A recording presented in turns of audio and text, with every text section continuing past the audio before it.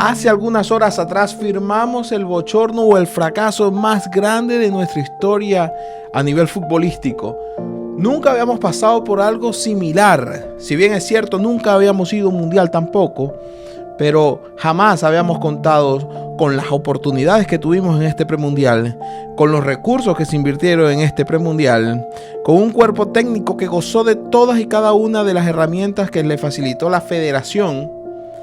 Y por sobre todas las cosas, jamás habíamos contado con 6 cupos y medios para ir a un mundial entre 10 participantes.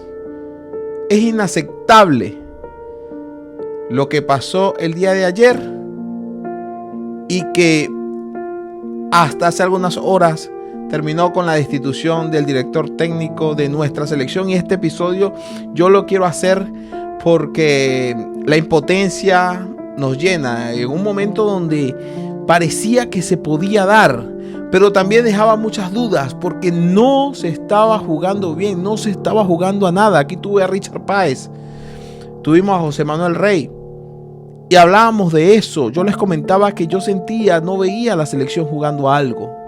Todos eran balonazos largos, que la pivotee Salo Rondón allá arriba, que se encargue Salomón. No hubo gestación, no hubo creación, no hubo nada. Y hoy tenemos el peor fracaso futbolístico de nuestra historia. Y así arrancamos este episodio.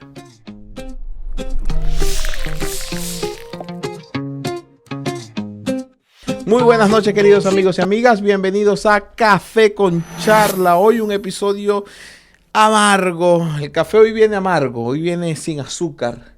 Viene amargo por lo que pasó, por lo que ocurrió. De verdad, no sé qué nombre o qué adjetivo colocarle a esto, a lo que pasó el día de ayer. No hubo mentalidad. No se supo manejar la presión. Se estuvo más pendiente a que otros hicieran la tarea antes que nosotros hacerla. No supimos manejar los tiempos del juego. Al final, desde nuestro punto de vista, desde la óptica del fanático, uno siempre busca culpable. ¿Quién tiene la culpa? ¿El técnico, el bochabatista, los jugadores o la federación? Y hoy podríamos abrir un amplio debate para responsabilizar a los tres. Los tres tienen responsabilidades. Porque estos malos resultados de la federación, de la selección, no venían de ayer. Ya tienen años. Después de la Copa América. La Copa América fue el espejismo más grande que tuvimos. No se jugó nada, pero se llegó lejos. Contra Ecuador ganamos porque en esa Copa América, porque expulsaron a un jugador de ellos comenzando el partido. A México le ganamos de milagro, tapándole un penal. Y no pudimos con Canadá en cuarto de final. Y eso sirvió para que, se manejara el furor de la gente creyendo que se estaban haciendo bien las cosas y no se estaban haciendo bien. Y terminó de esta manera. Y perdónenme si me salgo del tema de lo que hemos venido hablando siempre, pero creo que también es importante reflexionar y hablar sobre diversos puntos y diversos aspectos que llevaron hoy al fracaso. Pero Douglas, ¿cómo le vas a llamar tu fracaso a algo si nunca han ido a un mundial? Sí, pero nunca hemos tenido la posibilidad de ir casi 7 selecciones de Sudamérica. 7 de 10. Era más difícil quedarse afuera que ir. Al final terminamos cometiendo la venezolanada. Y hoy estoy así, mire, al aire libre, a lo que venga, sin un diálogo, sin ningún guión, sin nada, como ven, está vacío acá. Porque son varias cosas y varios puntos de vista los cuales creo que es más idóneo hablarlo desde lo que sale y cómo sale también. A ver, vamos a partir desde la premisa de que la Federación Venezolana de Fútbol se enfocó durante todos estos años en buscar a un entrenador afuera.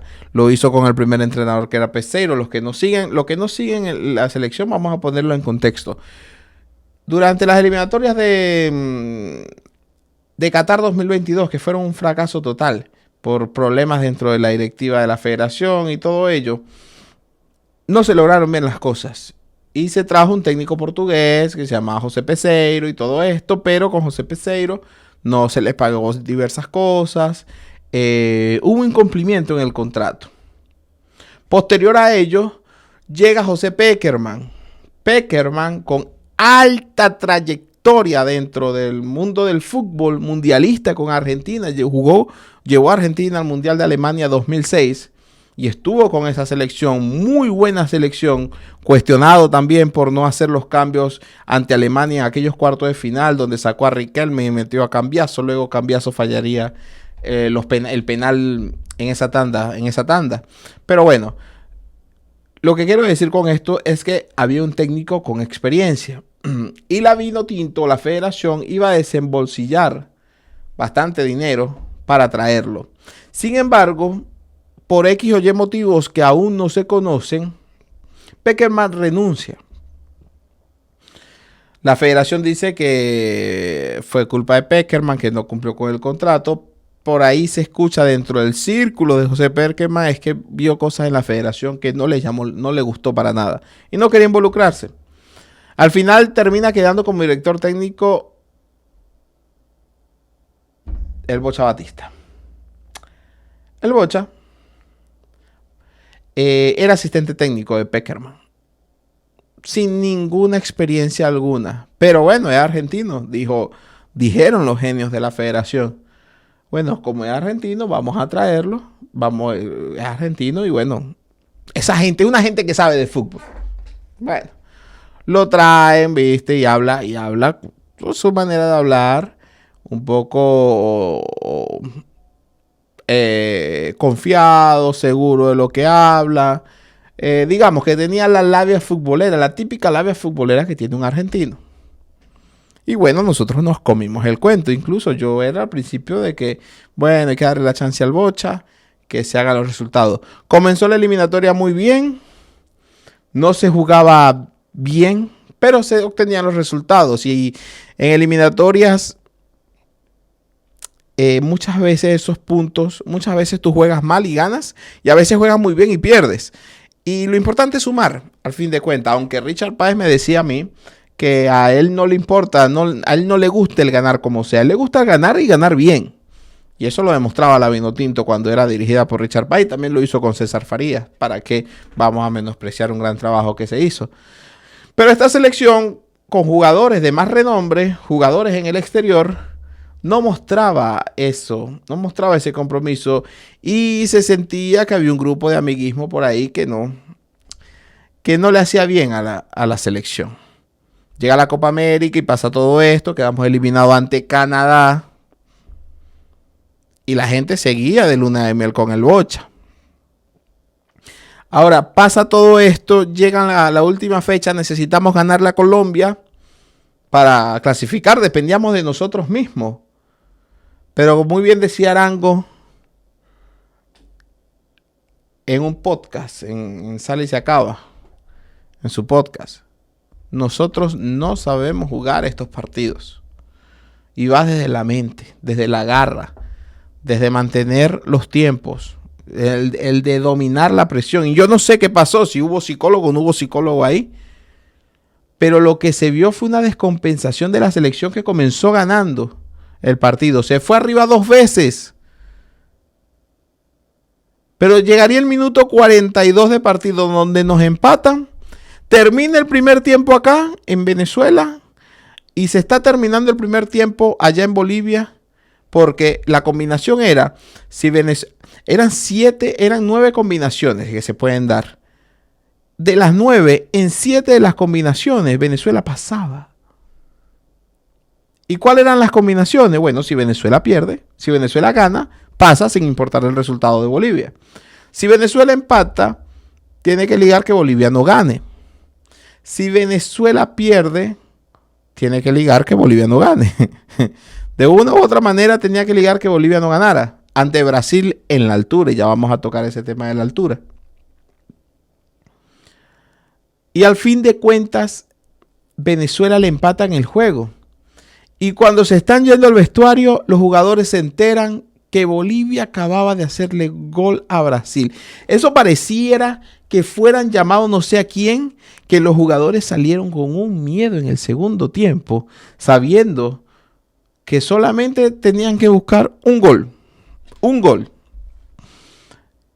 Y yo estaba viendo el partido y me recordé lo que decía Juan Arango, que nosotros no sabemos jugar esos partidos, no sabemos jugar con la presión. Y se abrió un sinfín de oportunidades para Colombia que no desaprovechó. Y nos golearon.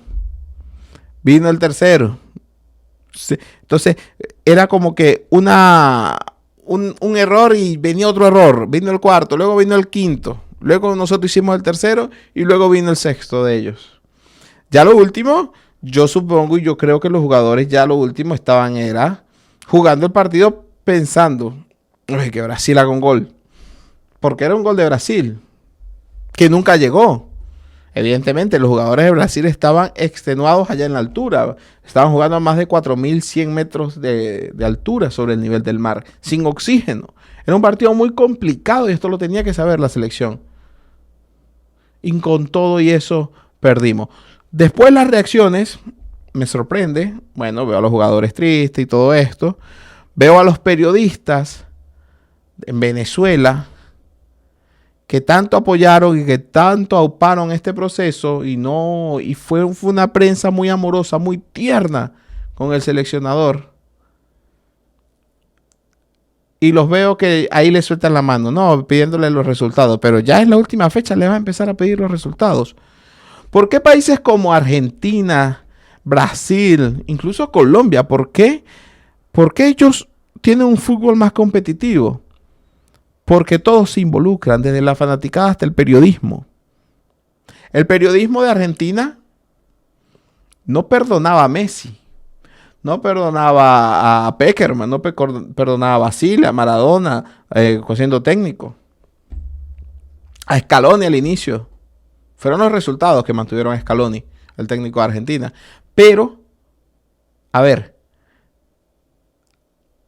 se le pide resultado al técnico, se le cuestiona. No se le cuestiona cuando ya no hay vida, ya no hay chance. Se le cuestiona en el proceso. Se le ejerce presión porque utilizan los micrófonos, el periodismo, para ejercer presión. Porque hay que entender que muchos técnicos tienen jugadores o tienen preferencias con algunos jugadores o tienen cierto agrado con algunos jugadores y dejan de ver a otros o de llamar a otros. Y los medios lo que hacen es ejercer la presión. Y ejercer la presión para que hayan resultados. No, las estrellas de Venezuela decidieron ejercer presión ayer. Se acordaron que tenían un micrófono en la mano y que podían cuestionar al técnico. Ayer ya cuando terminó el partido, cuando ya habíamos perdido 6-3. Entonces ayer sí decía, no, el bochorno es histórico, la derrota. Cuando durante todo el proceso, incluso periodistas diciendo, no hables mal del técnico que nos puedes meter en problemas. ¿Problemas con quién? Entonces ahí uno se pone a pensar, acá todos tienen culpa. Todos tienen culpa. A ver, la fanaticada que tiene que educarse y tener más cultura de fútbol, porque con mucho menos que esto, a Richard Páez ya le estaban gritando que se fuera. Jugando un fútbol, dando resultados, cambiando la visión de la Vinotinto, a Richard Páez le estaban gritando que se fuera, por menos que esto. Entonces, uno dice, bueno, entonces porque es extranjero no se le exige. El otro día yo vi una entrevista que le estaban haciendo al Bocha. En vez de preguntarle los resultados acerca de todo, ¿qué prefieres? ¿El café o el mate? Por Dios. Por Dios. Por eso es que ese hombre estaba tan cómodo. De hecho, el Bocha ni siquiera vivía en Venezuela. Aparte, un director técnico que dirige una selección no hace vida en el país, sino que la dirige vía satélite, vía remoto desde Argentina.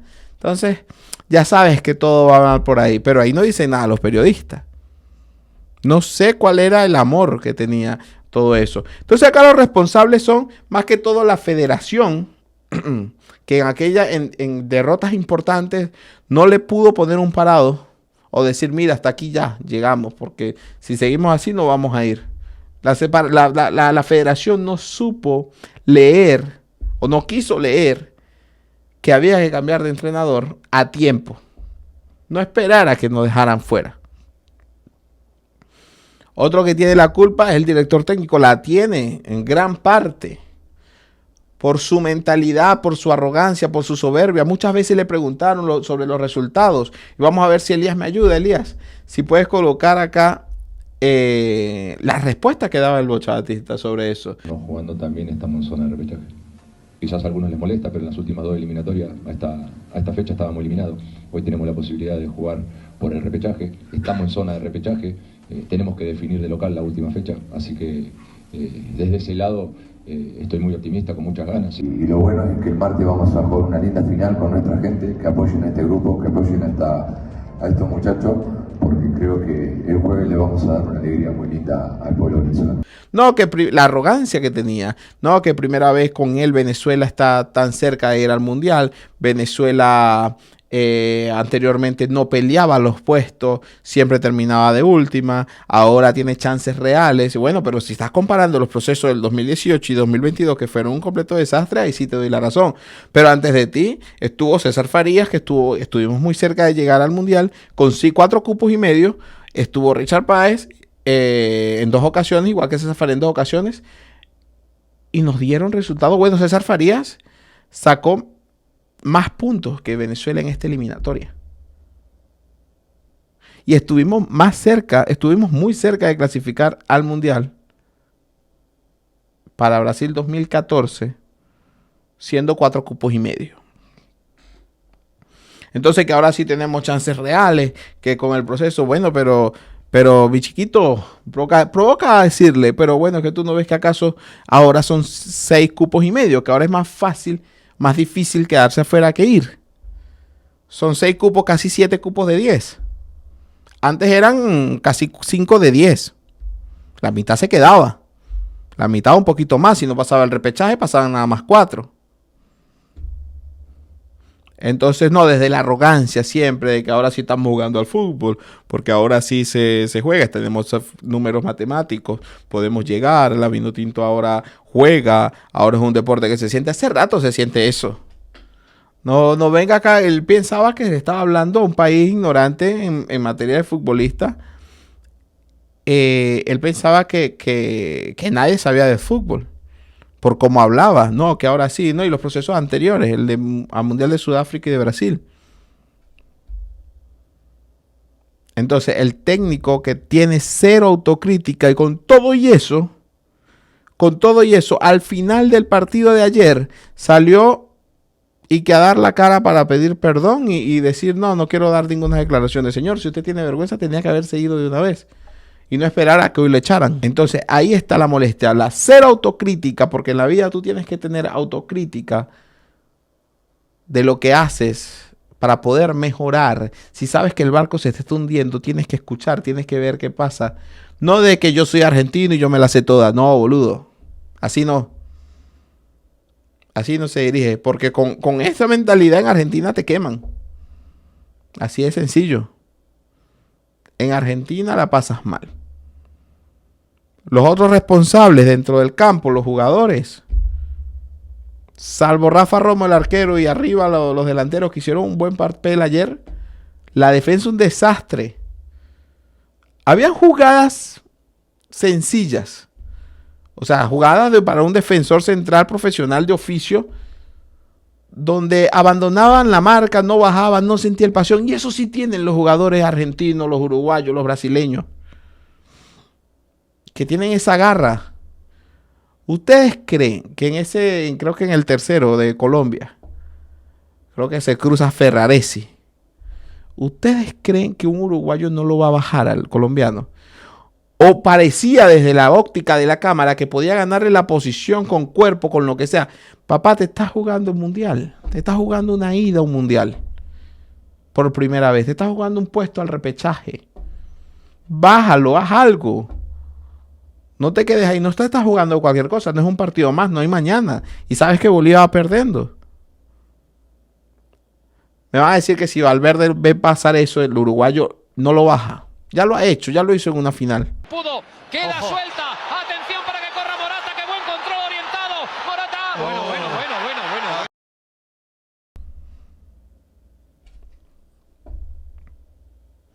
Entonces nos falta sudar la camiseta a algunos. Le falta, como lo llaman los argentinos, huevos. Le faltan corazón.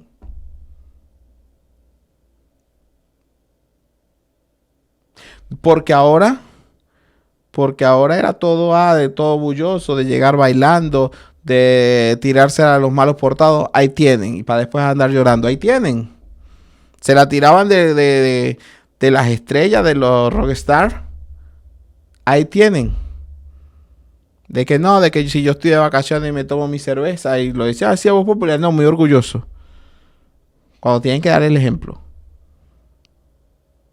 O que se la tiran como decimos allá en Venezuela, de boleta, de lo otro, de pavito, y en el campo no demuestra lo que habla.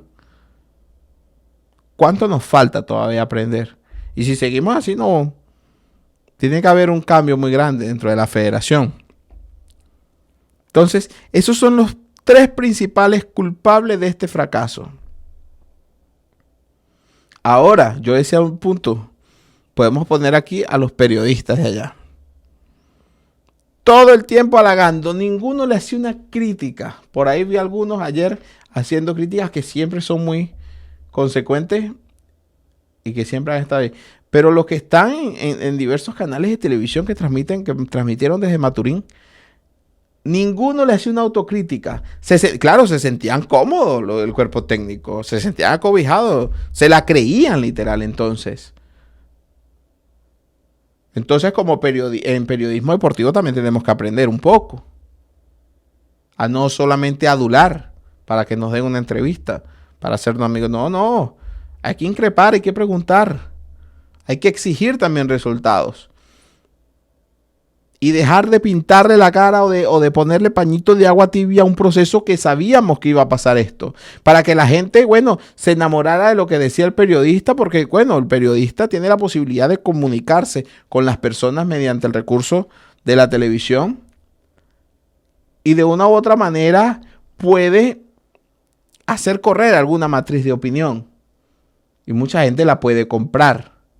Y lo que hicieron estos periodistas fue simplemente adular y hacer una especie de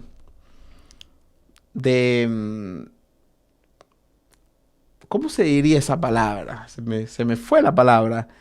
De una u otra manera, limpiar el proceso de modo tal para que se sienta apoyado este proceso. Un proceso que no se le habló claro a la gente que no conoce de fútbol o que lo ve, que apoya a la selección, pero no lo ve detalladamente para hacer un análisis.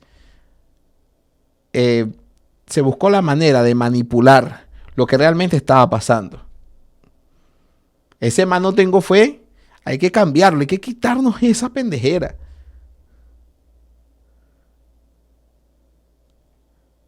Ahí es que, más que fe, tener fútbol, jugar, aplicar la táctica, ser irreverente, meterle unos buenos psicólogos a esos jugadores para que a la hora que manejen la presión, y que los jugadores también tienen que cambiar un poco su manera de ser fuera de las canchas. Eso dice mucho.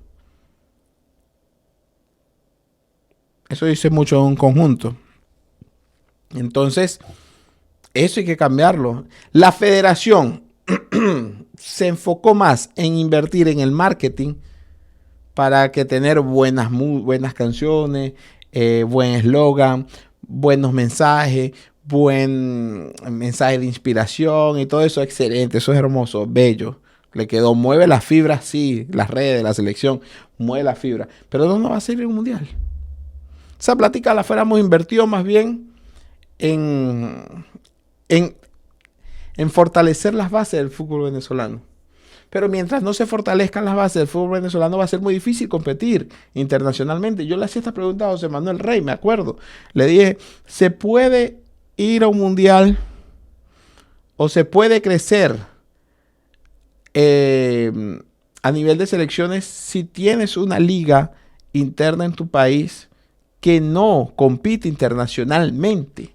Y así esta pregunta por eso, porque yo veo incoherente que como país o como selección logremos alcanzar los resultados si nuestra liga o nuestro torneo local no compite internacionalmente. El Caracas Fútbol Club juega con Boca y va a pasar, Boca de Argentina, y va a pasar lo que todos sabemos que va a pasar. Sin ánimo de menospreciar al Caracas ni al Deportivo Táchira ni a ningún equipo. Pero evidentemente no competimos en Copa Libertadores, no competimos en Copa Sudamericana, pero nos enfocamos en hacer un buen marketing de más no tengo fe.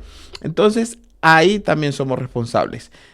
Ayer cuando perdió la selección me sorprendí porque vi a todos estos aduladores hablar y decir que no, que la selección tiene que es la peor bochorno de nuestra historia. Pero te vienes a dar cuenta ahora. Si eso ya se sabía, ya eso se veía, no jugaban a nada. Solo el que empezó a ver las eliminatorias ahora piensa, o el que empezó a ver las eliminatorias desde Rusia 2018, piensa que este ha sido el mejor proceso. Los invito a repasar entonces las eliminatorias de Alemania 2006, Sudáfrica 2010 y Brasil 2014 para ver los resultados. Entonces esto es un desahogo que yo estoy haciendo acá y de los factores que pudieron haber influenciado en todo esto. Yo estaba hablando ahora con un primo y él me dice, bueno, que el Bocha tiene cierta culpa, pero también los jugadores. Así como yo lo digo, que no sudaron, que no bajaron, que no hicieron esto. Pero ahí es donde yo le digo, pero ¿quién los convoca? ¿Quién los llama? ¿Mi mamá? ¿Mi papá los llama? ¿O el alcanzapelota los llama? Evidentemente que el técnico los llama. Entonces, ¿por qué llamas a alguien que no le pone corazón? Porque llamas a alguien que no es férreo. Y podrán jugar en el Sao Paulo, en el Botafogo, podrán jugar al lado de Messi. Punto especial para Telasco Segovia, que sí hizo un gran partido. Podrán jugar donde sea, pero si no le pones corazón cuando vienen a jugar con la selección y lo que hace es derrochar farándula, estos son los resultados que vamos a tener. Esto fue un toque de la realidad.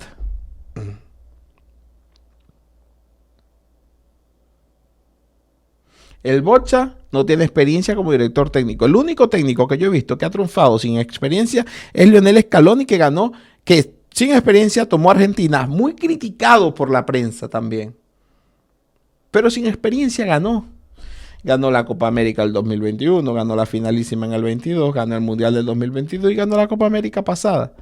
Es un caso muy especial. Pero del resto, una selección que no han caído un mundial necesita a alguien experimentado, alguien con experiencia. ¿Quién sabe qué va a ser el técnico nuevo ahora? Porque la Federación Venezolana de Fútbol, lamentablemente, está muy politizada. Y personas como Richard Páez, lo cual lo ha dicho, personas como Richard, César, Farías, no están bien con esta federación, no son bien vistas. Y honestamente, ¿cuánta falta hace eso? Yo esta mañana le mandé un mensaje a Richard Páez, cual me respondió y agradezco, de que cuánto falta una selección así como la de él, como la de César, para evitar este tipo de descalabros, como lo que pasó. Que más nunca nos vuelvan a decir de que como nunca hemos ido a un mundial no podemos exigir. Eso era básicamente lo que decía el Bocha. Entonces no creamos en eso. No creamos en esas personas que hablan bonito, arrogantes y que por su nacionalidad piensan que tienen la respuesta a todo. Y la soberbia es lo que los termina hundiendo. Y ese fue el resultado. Ese fue el resultado ayer. No se jugó a nada. Pero la eliminatoria no se perdió ayer. Se perdió hace ya mucho tiempo. Y la federación es parte responsable porque tuvo en sus manos frenar esto, pero no.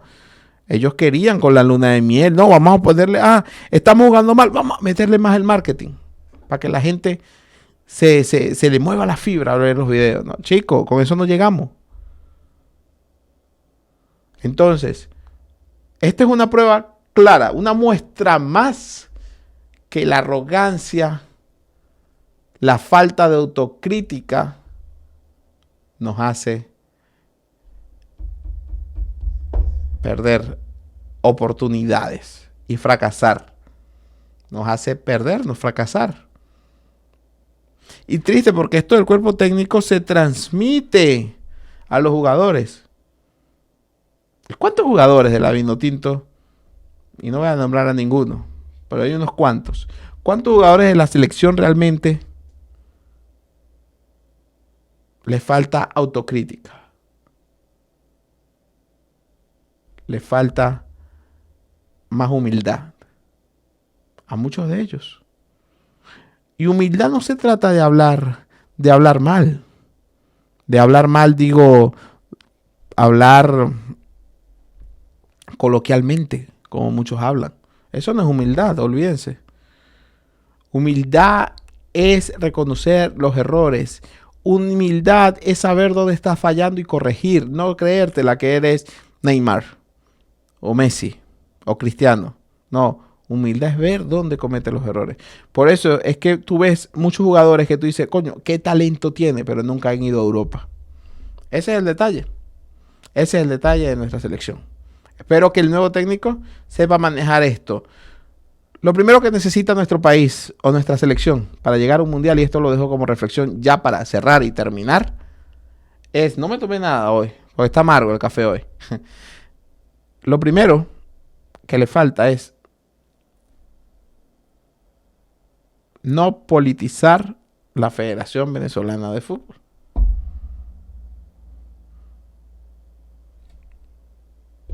Sencillo. Lo segundo, esa plata que se gastaba en el Bocha, conseguirse un técnico de experiencia nacional, que nos podamos ahorrar algunos dólares, porque el Bocha era ganaba más que el técnico Argentina, más que Lionel Scaloni. Y Lionel Scaloni es 2 veces campeón de América, campeón de la finalísima y campeón del mundo. Y el Bocha ganaba más. ¿Pero por qué? Por ser argentino.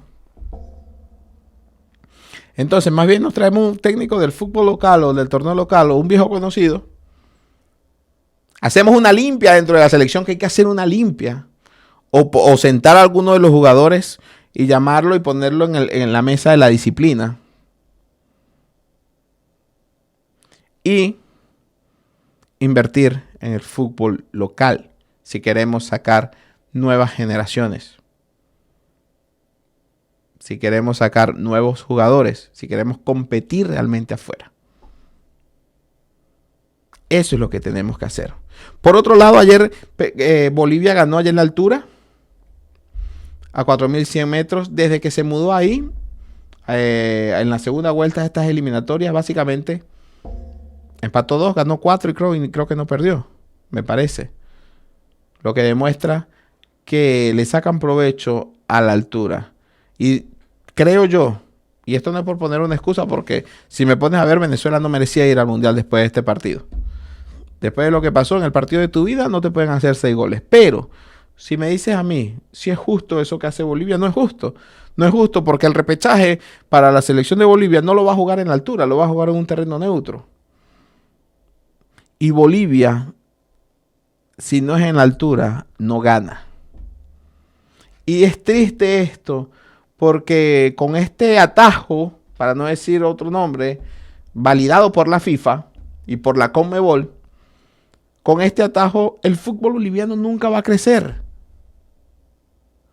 El fútbol de Bolivia jamás va a crecer, se va a estancar, porque se va a volver, va a depender de jugar siempre en la altura y de sacar los resultados en la altura. Pero cuando baje, ¿qué pasa? El provecho que le sacabas en la altura, que era correr, y los pulmones ya abajo estaban en igual de condiciones. Abajo hay técnica, abajo hay jerarquía. Y para Bolivia creo que es importante decirle que el mundial no se va a jugar en la altura. Y que casi ningún mundial se va a jugar en altura. Entonces no va a servir de mucho eso. Pero bueno, a fin de cuentas, sí, así pasó, así fueron las cosas. Injusto, sí, que Bolivia utilice esa sede, es bastante injusto. inhumano, de hecho. No sé si tan peligroso, no lo sé, pero hasta que no pase una tragedia, Conmebol no va a tomar ninguna acción, ni la FIFA. Bueno, y lo de Venezuela es bochornoso en todos los sentidos. Nunca hemos ido a un mundial. Nunca hemos llegado a una última fecha con aspiraciones como las que llegamos ayer. Pero sin embargo, por cómo fue, por cómo se dio, es el bochorno más grande de nuestra historia. Porque el hecho no es que estuvimos cerca. El hecho es la forma como quedamos fuera. Eso es lo que realmente preocupa. Y hasta acá este episodio de hoy, un episodio no muy alegre. Tenía en mi mente hacer un episodio, no hoy, sino para el domingo, acerca de, bueno, la clasificación al repechaje de la selección y todo ello, pero no se pudo. Pero bueno, las cosas se dieron así, ocurrió así. Nos servirá para aprender a abrir los ojos siempre ante cualquier declaración bonita, ante cualquier cosa. Señores, entendamos el fútbol, tengamos cultura, para que no venga alguien porque hable tipo argentino y te diga, estamos por primera vez cerca de las eliminatorias, cerca de meternos en una Copa del Mundo, nunca ha pasado esto en la historia de Venezuela. Que nadie te diga eso, apréndete la historia. Y ve los partidos no por el resultado, sino por cómo se juega y el funcionamiento colectivo de un equipo. Bueno, y hasta acá el episodio de Café con Charla. Te invito a que te suscribas a nuestro canal. Suscríbete, comenta y comparte acá en Neurorelacional. Recuerda que estamos en Facebook, TikTok, Spotify, como @Neurorelacional y Café con Charla Podcast en Instagram. Nada. A despedirnos, a prepararnos para la próxima eliminatoria. Hay que estar pendiente a quién van a nombrar. No nos vengan a sorprender también con un nombramiento de un técnico que, bueno, no sea el perfil que busquemos. Pero bueno, vamos a ver qué pasa. Esto fue Café con Charla Podcast acá en Neurorelacional. Crece con nosotros y marca la diferencia. Chao.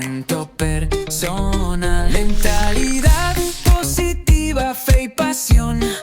Deportes y vida cotidiana, todo es conversación. Con Douglas Mudica, locutor.